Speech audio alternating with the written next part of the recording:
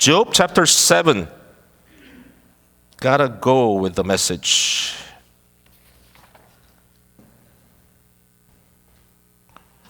Job chapter 7, verse 11.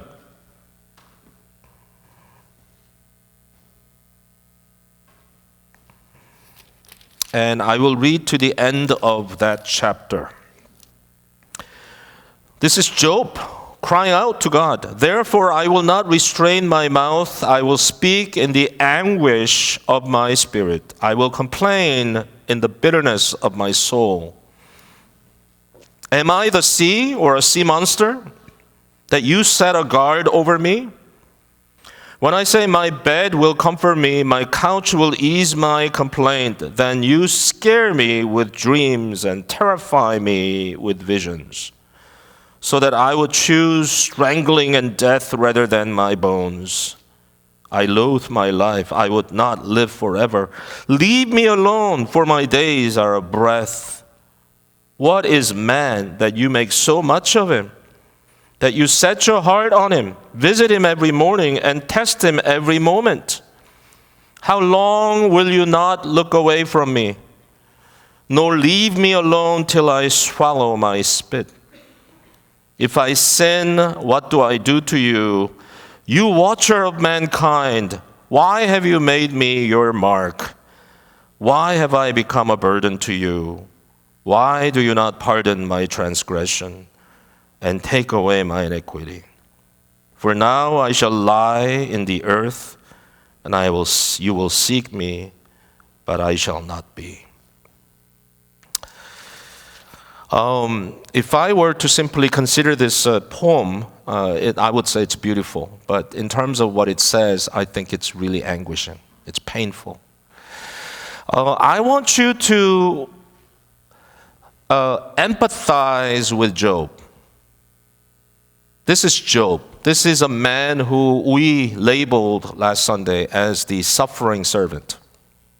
The question is why, right? And we found out that in the background of all this, there is very strange, I don't want to call it wager, but something very similar to it between God and Satan. And for that reason, I call this a parody, and I wouldn't say this is the facts in terms of that's exactly how it happened. I cannot imagine God doing this with Satan. This is a way. A point is made about the things that are going on the earth. This is a way to communicate that there's something much deeper than what seems in the appearance of things. So when you read the book of Job, you need to read it with that in mind. And plus, you understand that this is like a play. There are casts, not only Job, but three friends. And later you will hear from the fourth man named Elihu. Is he a friend? Is he a standbyer? We don't know. But another man just pops in at the end of the dialogue, or not a trilogue. What is it? Four people talking together. And then the fifth person, in a sense, including Job, comes in. And then God appears at the end. Now, who are we going to listen to? I mean, whose voice is the authentic voice? That's a very difficult challenge. Because in many ways, the friends are saying things that seem to make a lot of sense. But in the context, who is speaking the heart of God? But anyway, I'm going to pursue a very specific point today. And I think it runs in the entire book. So I don't think I am going away from very much the essence of what is being talked about here. And I hope that this will translate well into your and my experiences, and that we could relate to this, not only at the surface, but at the heart level. Well, there's a friend, one of the friends of Job, his name is Bildad. And in a later chapter, he actually has this to say about man. He said, "Who is man but a maggot? Who is a son of man but basically a worm?" Now, that's not a very nice thing to say about us. I wonder if anybody ever get down so low in the stages of your life or phases in your life. You get so down and you say, I'm a maggot. I'm a worm. Well, you know what? Job gets pretty close to that. In verse 5, this is what Job says. My flesh is clothed with worms and dirt. My skin hardens, then breaks out afresh. You know what's going on, right? His body is sick, it's ailing, and his entire skin is covered with sores. And it's breaking, and nasty things come out of it, and then it heals, and then it breaks again. So that's what he's saying. And he says, worms are covering my body like clothing. Now, this is pretty miserable. This is awful. You might think that Job, therefore, is talking about how insignificant and petty and absolutely miserable human beings are. But then we're surprised by what Job is saying in the passage that we read today.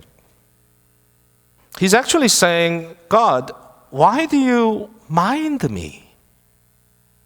Why is it that you watch over me? Why is it that you actually visit me? Why can't you leave me alone? Why can't you leave me alone even through the night so that I may have a good sleep, maybe get at least a few hours of relief from this pain? You don't let me do that. You terrify me in my dream. Oh, you watcher of man, you watch me. You watch every step of me. You watch everything about me. You actually care about what's going on in my life. Job says, here, did you not hear it? He said, even if I sinned, even if I did something terrible, what would that be to you, God? You are a mighty God, a creator of the universe. You are bigger than anything that any human can imagine. God is bigger than your mind could ever imagine. Your mind cannot contain God. You're bigger, you're greater, you're awesome.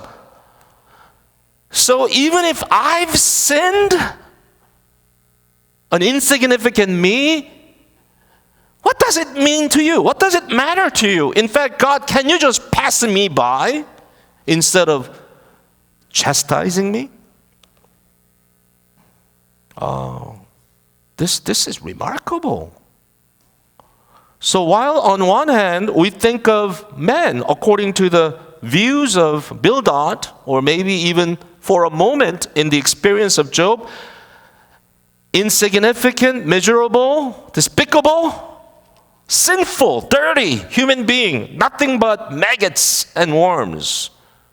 But no, on the other hand, when you are careful to see what God is up to, you are so big.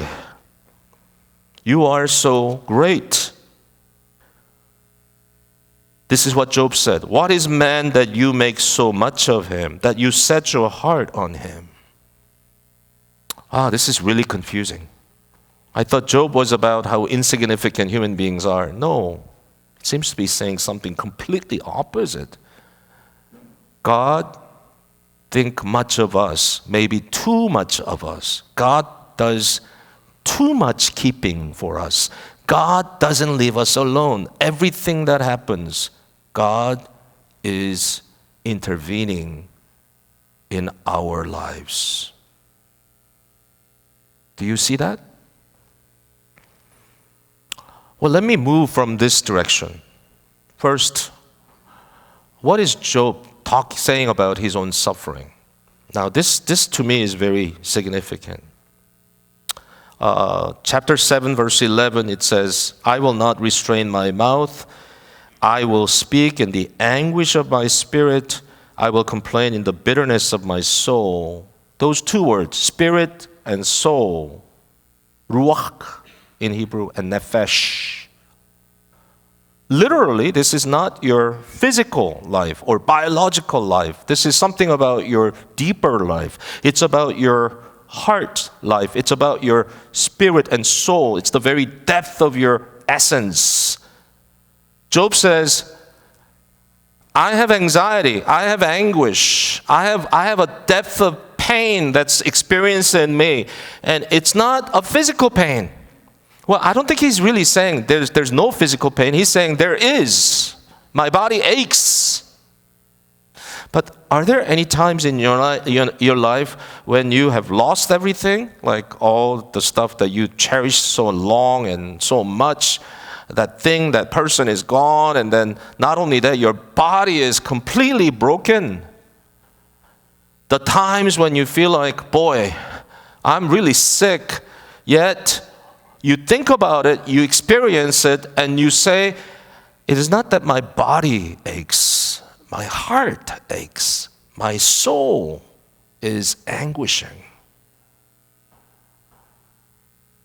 To me, that's very profound. Human beings are very interesting. We're not material beings.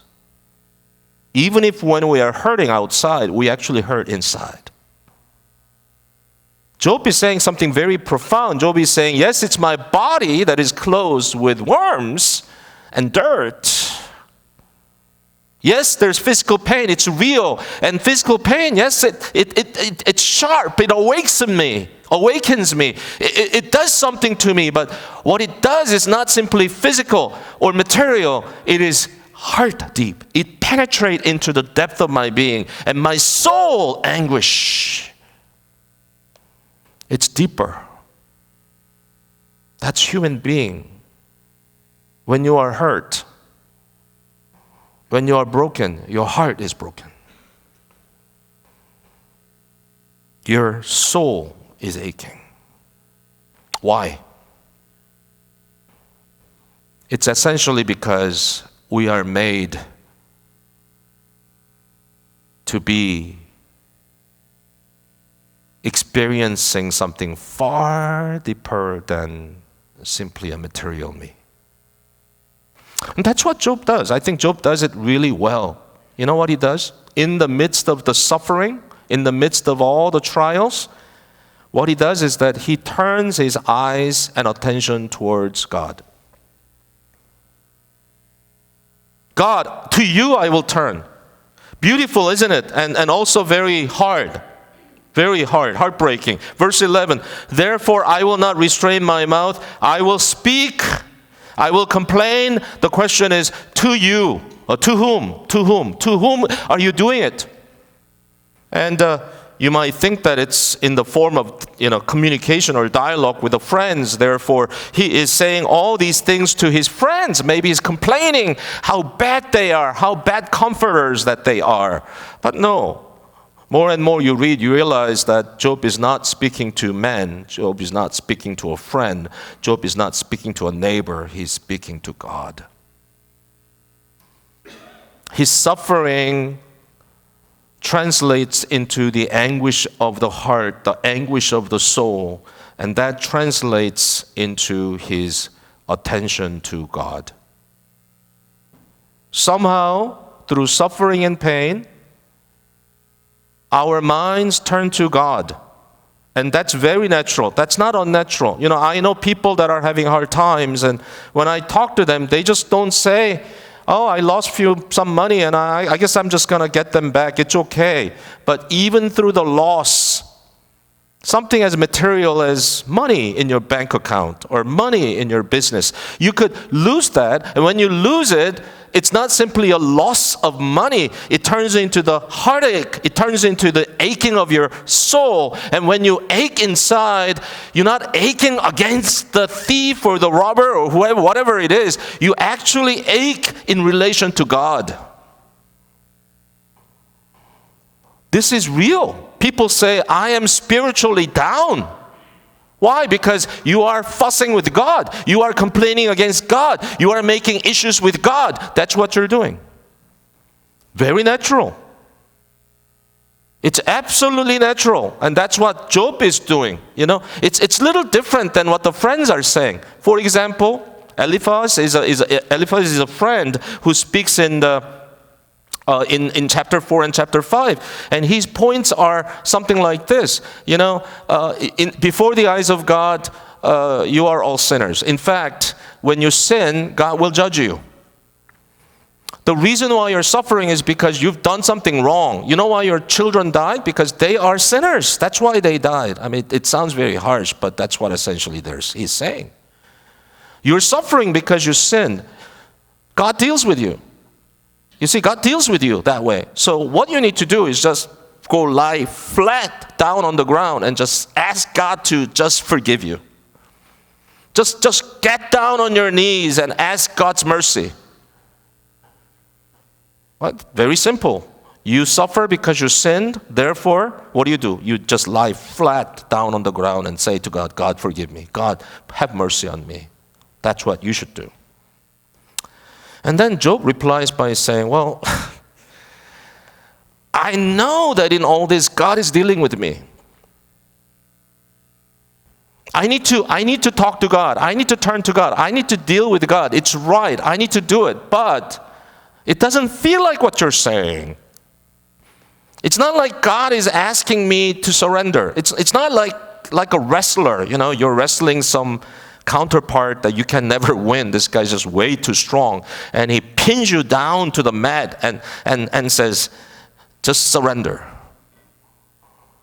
Okay, you know what that feels like when somebody's just pressing you down and that person is just asking you to surrender. And Job says, I don't feel that way. This is not what it is. I know I'm pressed down. I am pinned down by God, but God is not telling me to surrender. God just continues at it. If that's as simple as, God, I surrender, please let me go. And God would say, okay, I got what I wanted. I can let you go. No, it seems like God is just continually dealing with me.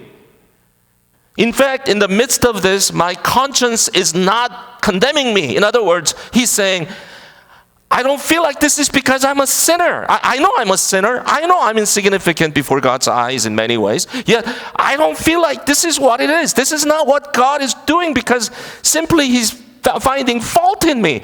He's not thinking that, hey, you're a sinner, you better repent. But it seems like God is doing something different. Oh, it's like Jacob having that wrestle, right, with this messenger of God, and it's portrayed for us as Jacob wrestling with God himself. How can he ever win that? But that goes all night long. You know why? Because the Jacob will not let him go. Jacob says, I won't let you go. Is he asking God to surrender? No, he's saying, God, you need to bless me. I want you in my life. I can't let you go. What a wrestle. But in this case, Job is saying, it's not that I am not letting God go. I want to let him go. But God is not letting me go. He's holding me. He's pressing me down and he's not letting me go. It's very interesting that for many people, God is just an object of study. There are many theologians who don't believe in God as a personal being. They put God under the microscope and they try to examine God. So when the so-called liberal theology was really growing in Europe, there's this one theologian who said, well, the relationship between us and God cannot be portrayed that way because as science always talks about I and it, the thing that I'm studying, I and it. This is Martin Buber. He said, but when we think about God, when we study God, it's not I, it, but I, thou. Thou is an old English for you, right? You. When you read King James, it's full of thee, thy, thou. So I and you. Almost like honorific. I, thou, oh God. It's not it, but you. This relationship. God, you are there and you are engaging me. Even in ways that I feel very, very uncomfortable. My soul anguish. You are pressing me down. It's you. This is so important, isn't it? Because Job says at the very end of the story, he sees God, he meets God. You know what he says? For all my life I heard of you, but now I have seen you with my eyes. You know what that says? Suffering coming to your life in any shape or form, if there is one biblical answer for the purpose of that, is that you will know God not by your informative studies, not by hearing a sermon per se, but that you see Him face to face in your reality, in your desperation, in your inability. In that moment of you feeling like, God, I'm suffocating, I cannot get away. Help me. Please leave me alone. What are you doing to me, God?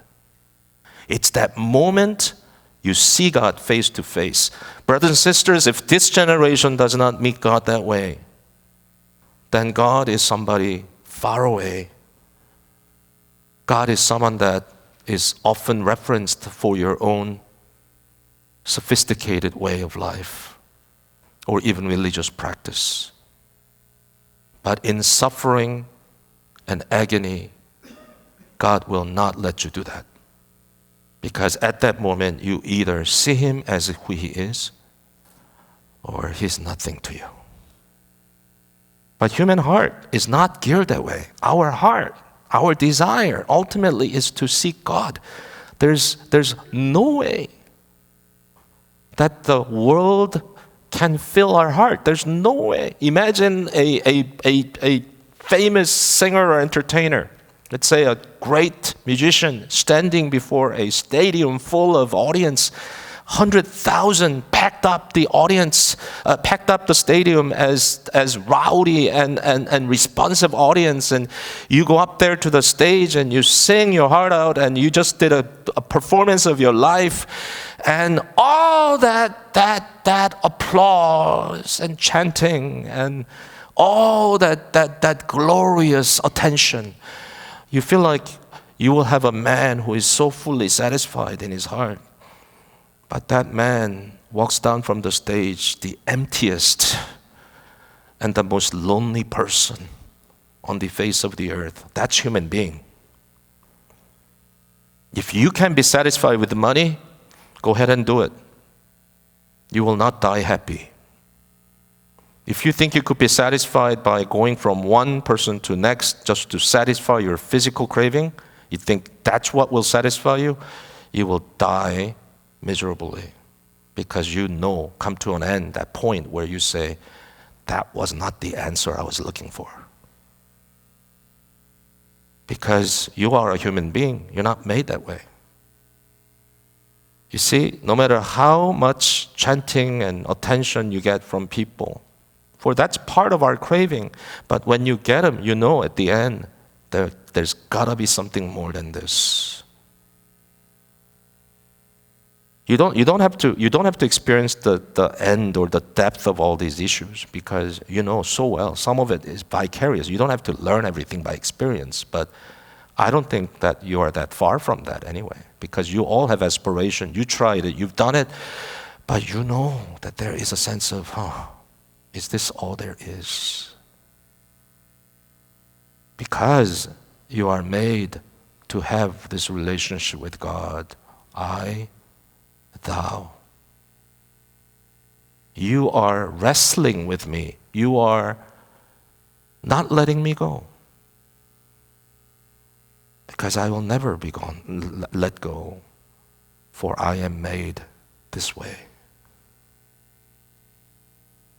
I'm just going to take you one more step into this. Okay? It's the suffering of the heart. It's the relationship with God. And then one more thing that I find in this is this whole idea of excess, too much. I don't know if you ever get that kind of sense in your life when you feel like, well, I'm just getting too much attention. I think this is just too much for me to handle. You know, you may have a person that you are getting to know, or maybe having a courtship or whatever, and one experience you get is that, well, this guy is just way too much for me. He just does too much. I can't handle this. Far more than that. This kind of attention that you're getting, and you have this sense like, I want to get away from this. This is just way too much. You may never get this hint that as someone who's did public speaking for so many years, that I would ever come to a point where I get nervous. But I told you this, sometimes I get very nervous, and that nervousness comes when suddenly it's a switch of mind. It's kind of strange. I'm numbed and I'm dulled by your presence. So I'm here right now, I'm doing what I'm doing, and I'm just caught in my mind. If I ever kind of do the processing, I'm caught by my conviction and my passion for what I'm saying, and I just do what I do, right? Which is great. That's how I should do it. But then once in a while, my mind flips, and each of your eyes begin to stare at me. Now, I'm just sharing how I feel. Like, each person has two eyes, unfortunately, so that means, 100 people here, 200 eyes, like piercing towards me. And there's that moment when I have this flipping of my mind, and then I begin to feel like, what in the world is going on right now? Why are all these people looking at me? It's a little uncomfortable. I don't know if you guys knew that about exactly 10 years ago, maybe 11, I suffered for a period of this anxiety attack. It was hard, but I'm very grateful for that, looking back, and I'm in some ways still kind of having to live with the residue. But I am very grateful that I connect with Job in a way just because of that episode. But in that episode, that's what I get, the feel like, God, leave me alone. Why can't people leave me alone? I just want to run away, and I can never get away. Right? Can you imagine God? I mean, you should imagine this, because this is the fact. Sometimes you know fact by imagining, by experiencing it as imagination, because you can't really physically see it. But God's eyes, piercing eyes, fiery eyes, God's eyes are like fires. Balls of fire as it pierces down to you. It's like not a person to person. God and I are not the same size, if there was ever a size of God. It's like the entire universe with the eyes burning, looking down at me. Do you feel that? Do you sense it? God, this is too much. Why do you care so much for me? Why do you think so much of me? I mean, there must be, I don't know, just tons of dust in the room right now. We don't see it. I'm sure there's so many dust particles that are hitting my body, and I don't even feel it right now. I don't care to see it. Why? Because it's nothing. What is a man before the maker of the universe but a dust?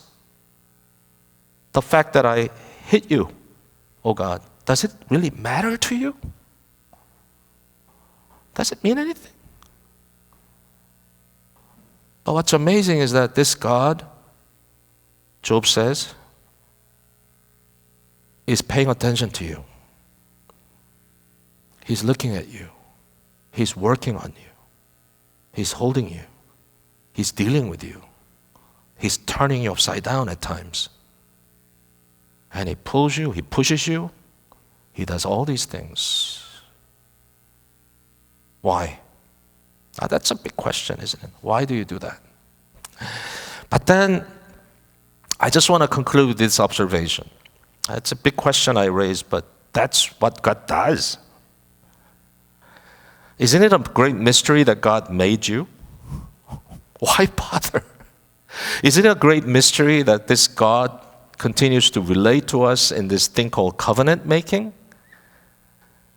Why does this God think of us so much, or think of men so much, that God would become a man?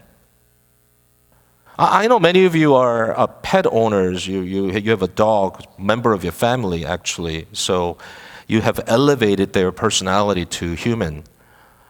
You save them, you redeem them. You guys are redeemers to those dogs and cats and whatnot, right? You care for them, but how about, as you're walking down the street, there's a little cluster, well, actually a big cluster of ants. They're just all there, and you look at it, that's kind of gross. And you might just walk away because you don't like it. Maybe there's few very sick minds that gets interested in things like that. I don't know if you are interested and drawn to it, but typically I'll just mind their own business, right? You mind your own thing, and I just walk away. On a day after rain, you see a whole bunch of worms crawling on the asphalt, and you don't go one by one and kind of care for it. Oh, if you stay here, you're going to be crushed. I'm going to pick you up and put you on a grass. No, you just walk away because you don't really mind. You don't care.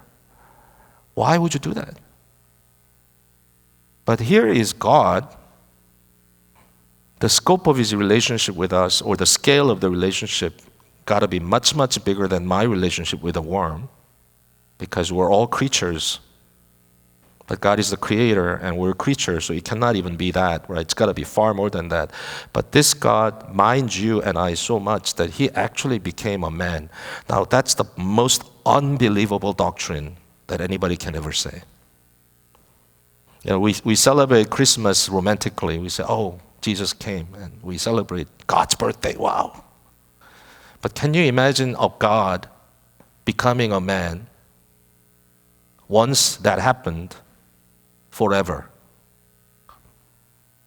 God and man are forever bound as a covenantal unit, not simply by words, not simply by some kind of promise made, but by the person of Jesus Christ, in whom inseparably there is 100% man and 100% God, and it'll never be separated for the rest of eternity. The question is why? Why would God do that? Why would I even do that? If I had ever similar thought about it, that's crazy. Why? Sometimes marriage is hard enough to conceive in your mind. But investing everything about you into this relationship so that you could never pull back at any point. You are completely committed in such a way that you can never be, this could never be undone. The mystery of incarnation, how Jesus would pour his life for you and me, that we may come into this union with God. This is all inconceivable, but this is the excess of the gospel. This is the too muchness of the gospel. Gospel is too much. You just don't get it. That's why you're not moved. This is too much. Once you conceive it, once you understand it, once you know what God is doing in your life, that transforms the way you see everything. Faith is a transformational thing. Why? Because it is inconceivable with natural mind that anything of this sort could ever happen. If you really believe and know God and Jesus Christ and who he is, you cannot just sit there and say, oh, I'm just going to live my life just as I've done. And that's interesting.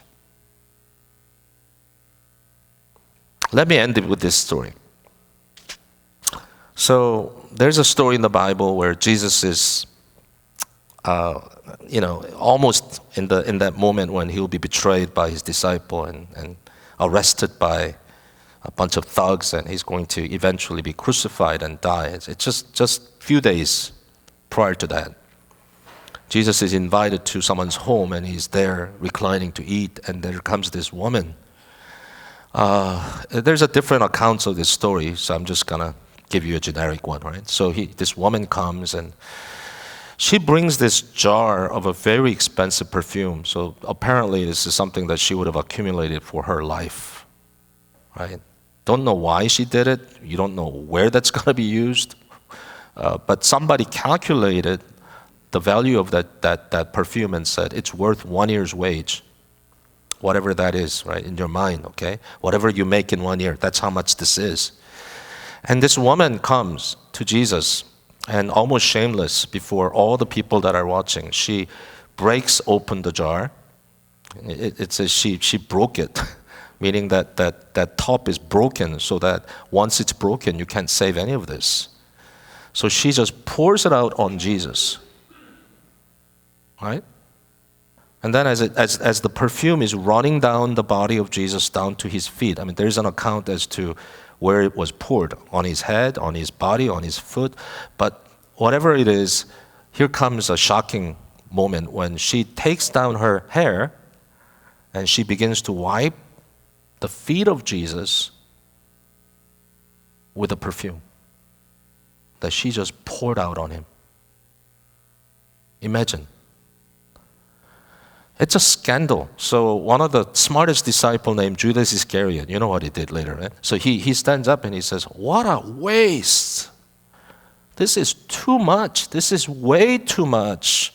Oh, woman, you've just done, I mean, your expression is so excessive and disgusting. I cannot bear it. And this money that you just wasted, it could have been sold for a year's wage and given to the poor, and so many people would be blessed by it. You look at what you just did. You just completely wasted everything. And all the others said, yeah, that wasn't right. That was wrong. It's way too excessive. And only Jesus sat there and said, stop, everybody. You know what? She did it for my burial. She did it to remember my death.